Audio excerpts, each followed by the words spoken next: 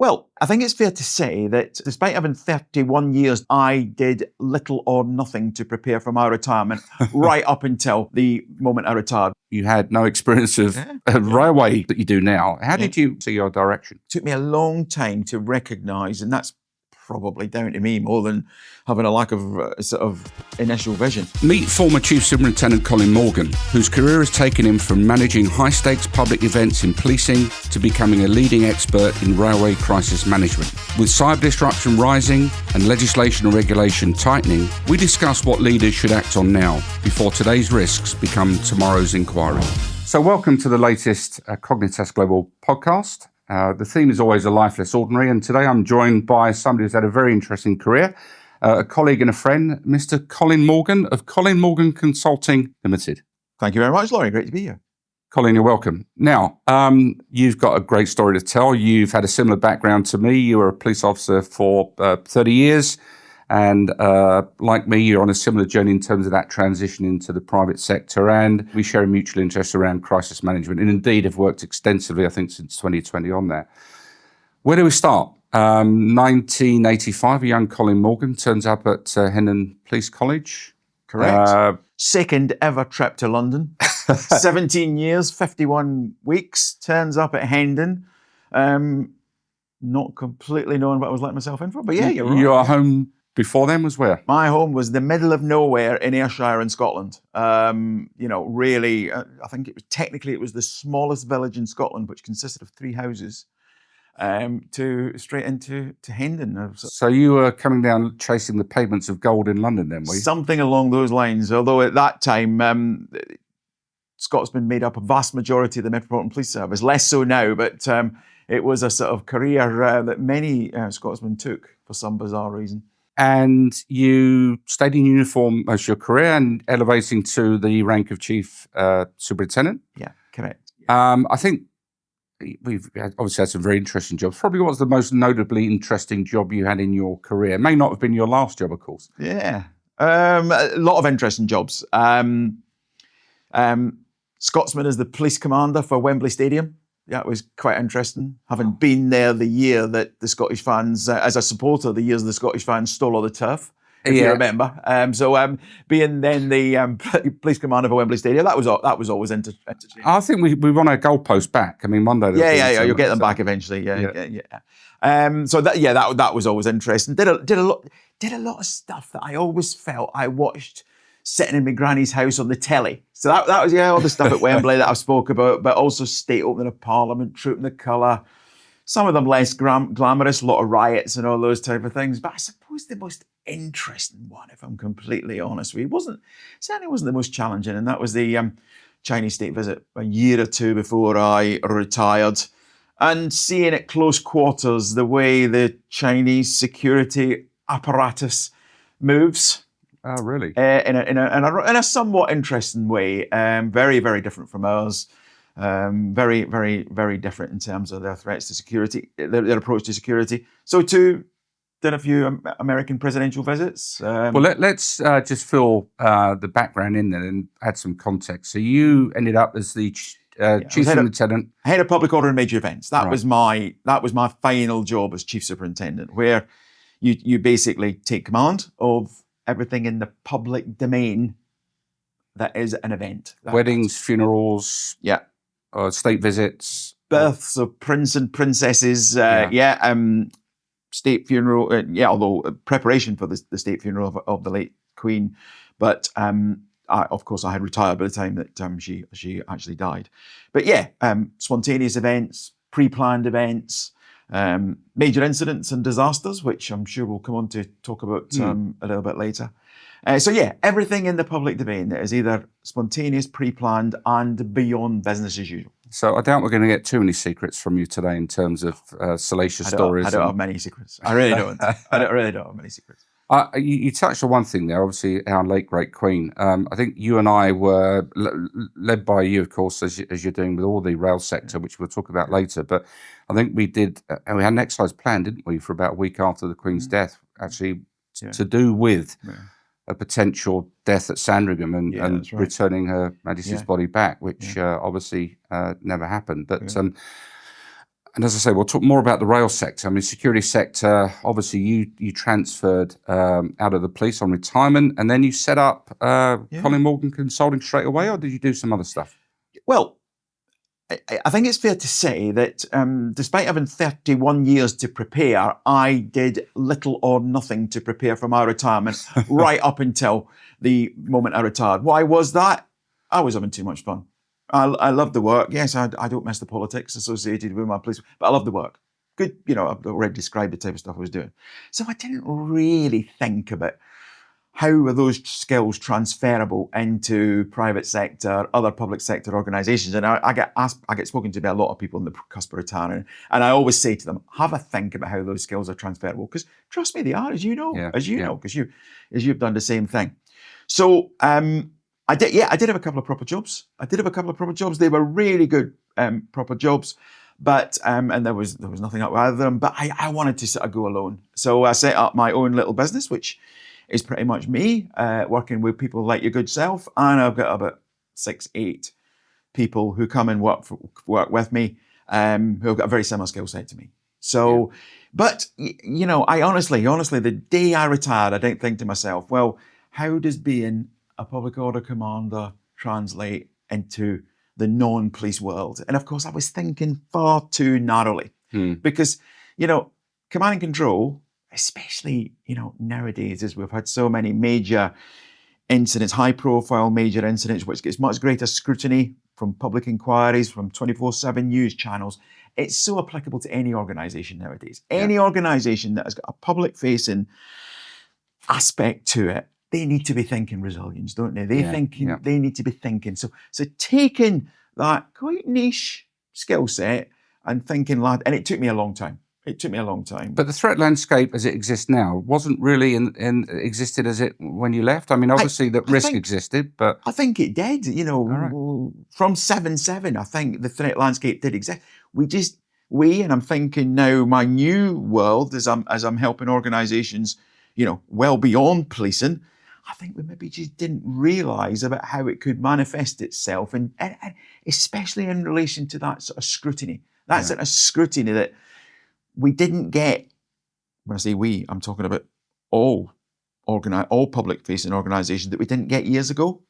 But now there is a little bit of always somebody's got to be to blame. I think there's always got to be looking backwards at how the incident, whatever incident that was, whether it be a cyber attack on a private company or a major incident that impacts on needs a multi-agency response. There's a lot more scrutiny nowadays. Well, quite rightly than we ever used to get. Yeah, no, you're right. I mean, compliance regulations increased. You've got things like the Cyber Resilience Bill on the horizon for next year that's going to increase the regulation compliance around critical national infrastructure, managed service providers that no longer will be able to engage with threat activists, pay ransoms without permission, all that sort of stuff. And look at some of the recent ones that we've had, Marks and Spencer's, Jaguar Land Rover, some of the other high-profile incidents that has happened recently. And the interesting thing is the manifestation from the overt terrorist threat, or, obviously when I say overt, the atrocities that we saw, to a different style of hybrid attacks now, from state threat actors focusing on, could be physical damage, could be cyber, could be social engineering, manipulation of social media, all of these things that probably, when I say they didn't exist in that level of form that as it was in those days when terrorism was a prevalent, probably. But the threat actors have changed for the reasons that you've just described. It's now much more multifunctional, different types of attacks that can impact in different ways, some of it financial, some of it physical, as you've just described. So it's all very different to how we mitigated terrorist threats years ago in organisations much. So when you left with all your experience of managing the threat, the risk, the engagement around counterterrorism, how did you see that transforming into what you were going to do next, particularly when you had no experience of railway stuff that you do now? What did you see? What was the focus for you? Where did you see your direction? Took me a long time. Took me a long time to recognise, and that's probably down to me more than having a lack of initial vision. But it took me a long time to realise how those transferable skills could come in and support organisations that wants support in that regard.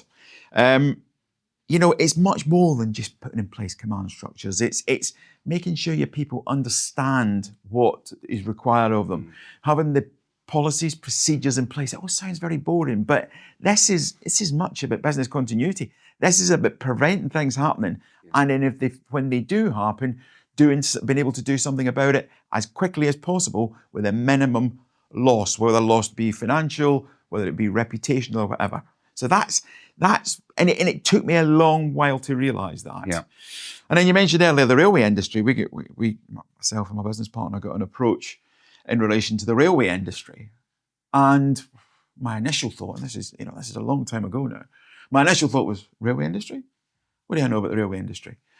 Yes, I have picked it up over the years, and I like to think I'm now got a high level of expertise in but it is still about applying that rigor, that command and control doctrine, helping them test and exercise, helping them develop policies and procedures which mitigates the risks that they're trying to mitigate, whether it be physical, whether it be reputational, whether it be financial, across the rail industry, but also across the wider sectors. So it's been an interesting journey, really. Yeah, I mean, the consequences are the same, aren't they, really, for small businesses as they are for railway commuters and people that use in this critical national infrastructure. I mean, maybe if we get into that railway maybe a little bit more. Yeah. So, I know you do a lot of work with Network Rail. In fact, I think it's fair to say that you're probably the leading training organisation in terms of crisis management and other types of security and risk services. I would say so.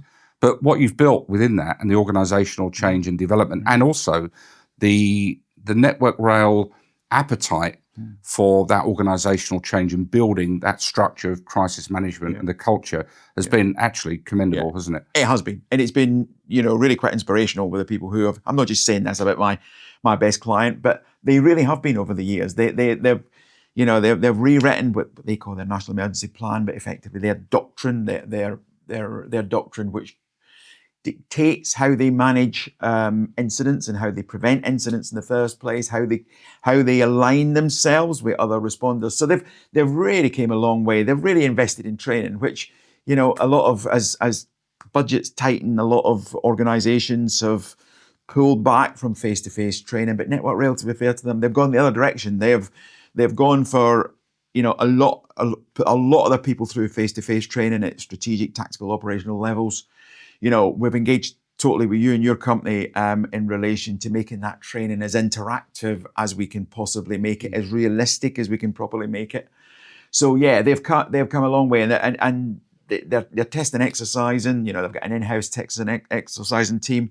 We help them with some testing, exercising.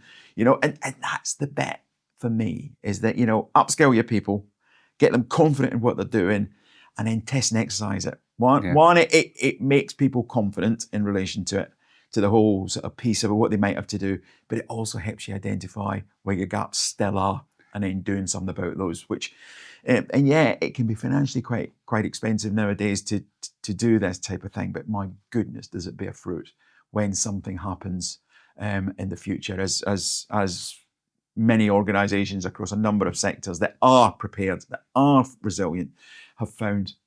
In terms of that recovery. Yeah, I mean, just using one example, I think you've trained now over 1,000 rail and incident commanders in the rail industry on a structured course, accredited. So, we know that the client expects a lot more nowadays in terms of the integrity, the quality of the course, somebody to come out with that return on the investment. But more importantly, the principles you've applied across the rail industry in terms of introducing this training and then taking this on, is really a principle that applies right across business, doesn't it? Yeah, what we're talking about nowadays is how the boards are responding to managing their obligations, whether it be regulatory or other compliance issues, their accountability to their stakeholders, whether it be ESG principles for compliance as well. Yeah. And I think, both you and I have seen the culture is changing slowly, and I think brought on by a lot of events that have happened in the last 2 or 3 years. Yeah. And I mean, where do you see the emerging threats? I I mean, we could talk about, well, let's use maybe Huntingdon as a good example recently. I mean, that marauding type threat, I don't want to say necessarily terrorism. No, it wasn't, but it brought a lot of similarities to what NPSA, National Protective Security Authority, have been telling us about for many years, to be fair to them. Low sophistication.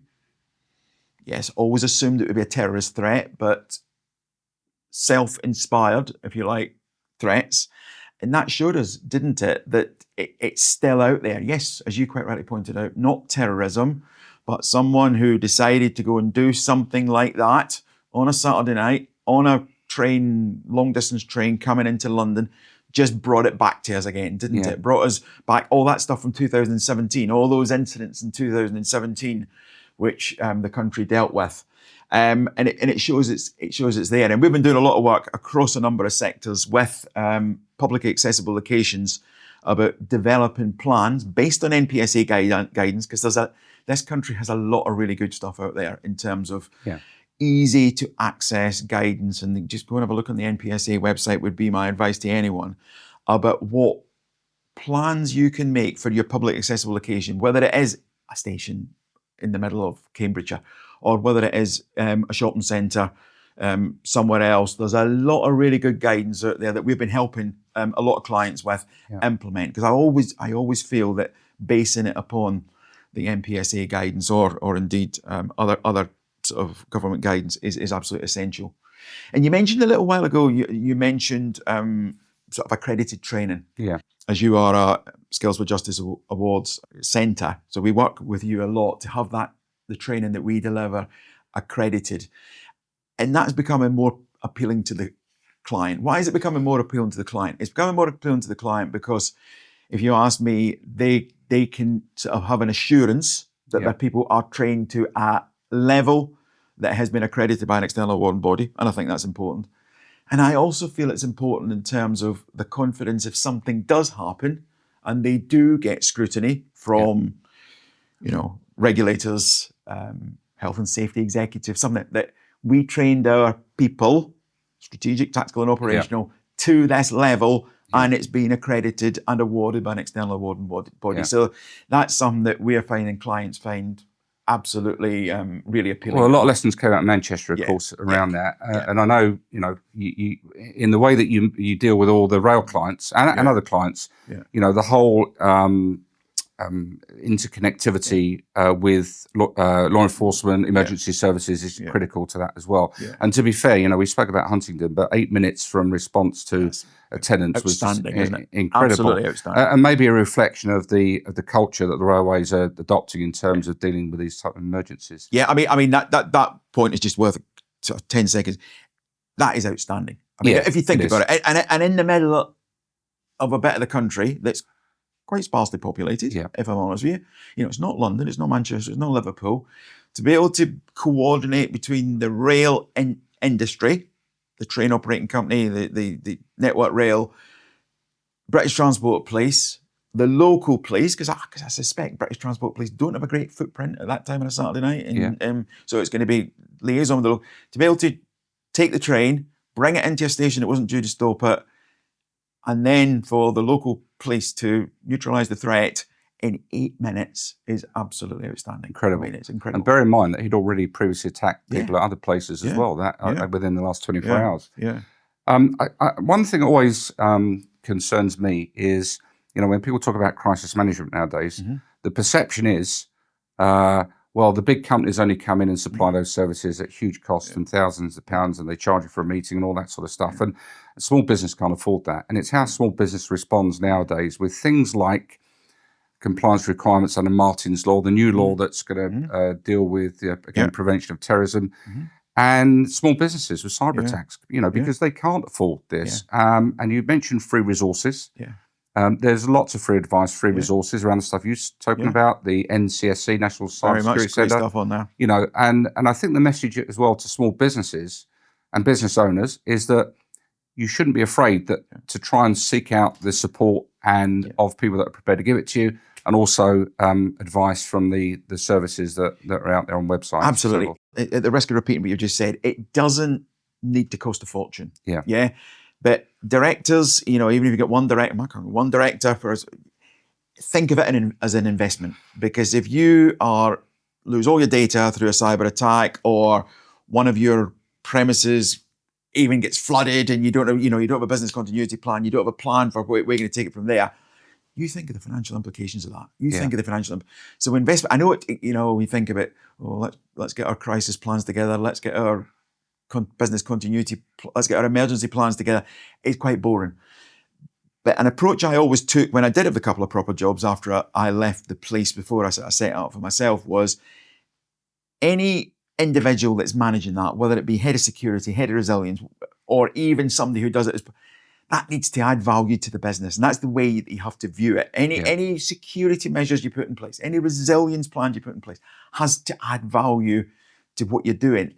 And using the free to access through NCSC, NPSA, whatever it happens to be, using that material there and adapting it to your operating environment, your company, that's essential nowadays, because you from a risk perspective and from a financial risk perspective, it's absolutely essential. And, we both come across organisations that say, well, we're too busy to train. We're too busy to put in place the preventive measures that are going to keep our business alive. And, I did a presentation in Montenegro at an ESG conference, and I used a British company that had been in trading for, 150 years or something, a logistics company. And it was a tremendously sad story, because they had a cyber attack. Their financial data was compromised. They didn't have the necessary backups and the technical things in place. And 3 months later, 750 employees were out of business from a small business, And it's just those extra ramifications around the employees, the supply chains, all the things now that are having a serious impact on people's livelihoods and damaging businesses. So, quite interesting. A really good thing I saw on the Tube the other day. It was an advert on the Tube. Not a Ricky Gervais advert. No. It wasn't. No, it was just on the Tube. I was sitting there, and it basically, I don't know exactly what they were selling, but it basically said to it, and it was obviously aimed at companies, I'll get to it eventually, is not a resilience plan. And it's so true. Just stop. Think about it now. You probably don't need to do that much, although if you do manage a publicly accessible location, Martin's Law is going to place some obligations on you. But again, even at that, it doesn't need to cost a fortune. There is easy to access material out there. There's some courses which are going to be coming out sort of nationally, and you can bring in organisations like ours, not charging you a fortune, to just make sure to give you that external advice, little bit of assurance, and some training, some testing exercising, which is, when it comes to it, you will have much more confidence. It will add to your business model, and touch wood, should the worst happen, you will be prepared much more than your competitors, comparators, etc.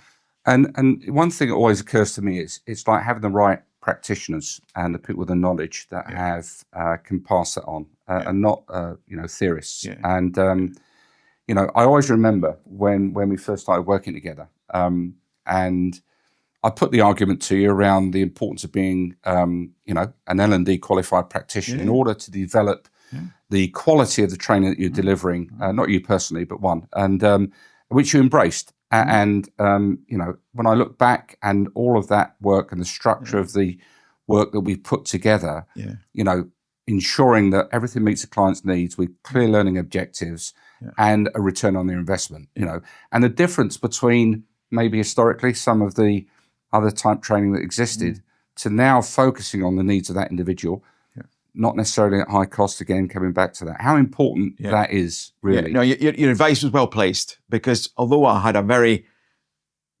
good background in terms of incident crisis management, I wasn't an L&D professional. So getting those skills and qualifications, really important for us.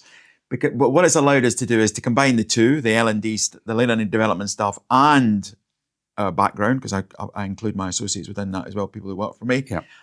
And develop bespoke solutions for the client. I know you do as well. There's nothing, we don't deliver anything off the shelf. It's bespoke to what the client wants, the client needs, the client risk. We do a lot of engagement with the clients, as you do as well, in relation to making sure that what we deliver for them is match fit. For me, it's passion and pride as well. I can't just deliver something generic and have a good feeling when I walk away from that. And that doesn't mean to say that you're trying to upsell to something, but you always feel that there is, in this day and age, there's no such thing as generic training anymore. No.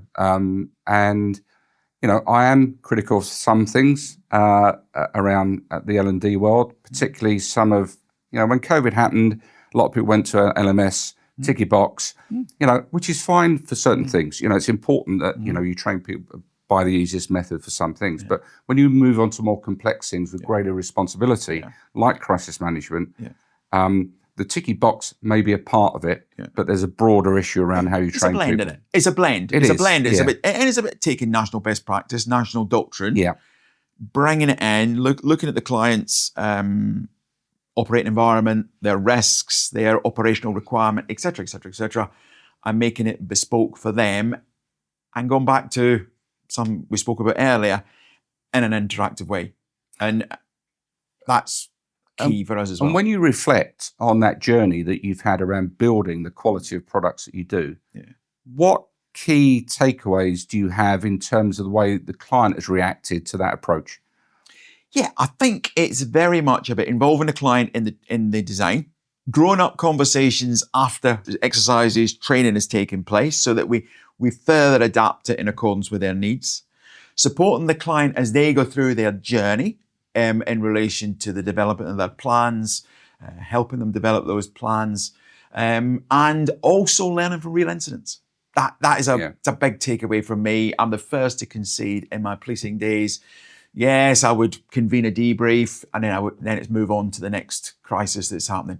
But actually taking that learning from real incidents and factoring that into the design of whether it be a training course or a one-off or a test tabletop exercise, whatever, is really, really important. And it adds credibility for your people as well, because they need credible development. And using what the organisation has learned is really important. Yeah, they need good feedback, and I think they need to be valued. I mean, the way that we train and exercise people, using our View 360 global platform now, recording their decisions and rationale, what I've found is that you invite people to come along and spend 3-4 hours of their time, but you don't want them walking away and never understanding what it is they've contributed to. So that feedback is critical, and valuing the expertise and knowledge that you're getting to inform the gaps in the organisation, so you can then go on and develop, the mitigation. And that makes it so interactive. You and I have done a lot of exercises together where people arrive, oh God, it's another exercise. We've all been there where we've done the post-it notes and the whiteboards and even the most cynical will sit there at the start, and as soon as they start seeing stuff arriving in their inbox and V360 on the screen and that type of, you get drawn in, don't you? You get absolutely drawn in. It's as realistic as you're going to make within a room, not dissimilar to this, but it draws people in and they start becoming much more engaged. It tests them in as real as you're going to make it, and that's really important. As a result, their commitment is much greater to the exercise. Of course, it's recording everything, all the keystrokes, everything that they record within their decision logs, and of course, you're now moving into the AI world with it as well. So makes a big difference for us. Makes a big difference for us when we're writing reports at the end of the exercise, whatever it happens to be, because we can give the client some really focused stuff of what their people said. Not what we think, what their people actually said, and then we apply our professional judgment over the top of it, give advice to the client so they get a document that they can really move forward with after whatever it is we've delivered. Yeah, and I think you've hit the nail on the head there. The fact the client identifies the issue through this very engaging method, and not a consultant coming and going, these are your problems. That makes for good development and a good business relationship going forward in terms of the way you support them. And they see that what they're doing has a proper, authentic provenance as well from it. So absolutely. And then, of course, put all that together, if it be a regulator or it be even your insurance company or whatever, you are showing them we are making ourselves proportionately resilient. It's not the Bank of England. It's not the Tower of London. We are a middle of the range company, insurance company. This is what we're doing. Regulator. This is what we're doing. This is how we are prepared. We're all the financial regulation that comes with it. We are getting on the front foot in relation to this and factoring it into our business, because it's not a bolt-on. Yeah. It's factored into the business. And I'm seeing that a lot more with the clients I deal with, that the fact that they can evidence this for audit purposes is critical. Very much so. And also, I think the insurance industry are going to take a closer look now, particularly where if you've got the Cyber Resilience Bill that has a legal requirement for people to train and exercise, insurance companies are going to be checking to see if they've done it or not. Absolutely. And a lot of insurance companies offering discounts as well. If where you are as prepared as this, and you are. Yeah. In fact, a lot of them fund a lot of this stuff as well. Indeed. So what's next for Colin Morgan and Colin Morgan Consulting? You were based in London domestically, and now you've moved out to the seaside. You're in Kent, not to a retirement home. Not Perm. So a little bit of a change. Still, a lot of my work all over the country, so it doesn't matter where you're based. Like so many of us nowadays. Moved to the country. Started running. Which for those of that know me that are watching this are going to be absolutely amazed. So started running. Still a plodder, but started running. But you're 4 stone lighter. Yeah. What inspired that really? I don't know. Getting older, sort of. Yeah.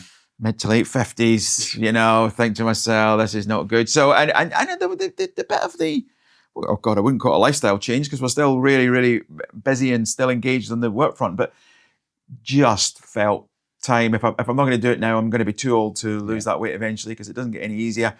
Get into something a lot more active, and I'm loving it. So I feel so much better. Mentally and physically. At 64, I'm still training 3 times a week. I couldn't run though because my knees aren't up for it. But no, I think it's important. Seriously, we're busy people, right? And you need your brain functioning. Yeah. You need to be keeping a good account of yourself in terms of your physical and mental health as well. So, but you make a good point there. You've got to fit it in, haven't you? You've got to. Knowing you as I do, there's nobody busier than you. I can assure you, no matter what time of the day or night I emailed you, I got a reply.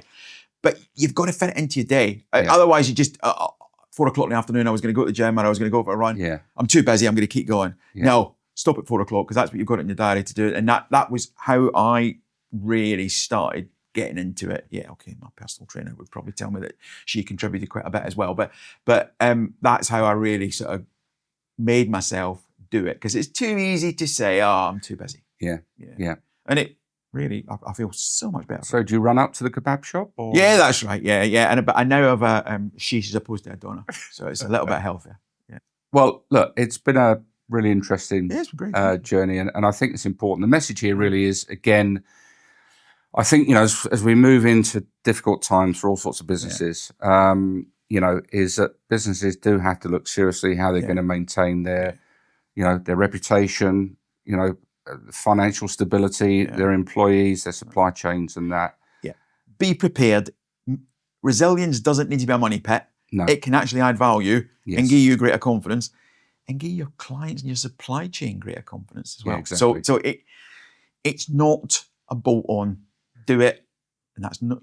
You don't need companies like mine. You can do a lot of it yourself. Yeah. Oh, can I have your clients then? If you that's right. Yeah. Thanks. That's right. You've got enough clients, Lawrie. Well, what I would say is though, do you find yourself more busy than you were during 30 years in the police now? 100%. Having retired. 100%. Because generally speaking, when I walked out the door, unless I was on call with policing each night, I could park it until the following morning. You can't. It's what the client wants. The client gets. Which I know is your ethos as well. But no, I am. I'm thoroughly enjoyable though. So those that are watching that are thinking about retiring from policing or some other military or fire or ambulance or whatever, there is life beyond that organisation. There is, and the skills are transferable into it. Really, they are. And I think on that note, before we both drop dead, then we'll finish. But Colin, thank you very much. It's been a great pleasure. Yeah. I hope we're going to send some important messages to people that watch this. Yeah. And stay tuned for the next in A Life Less Ordinary.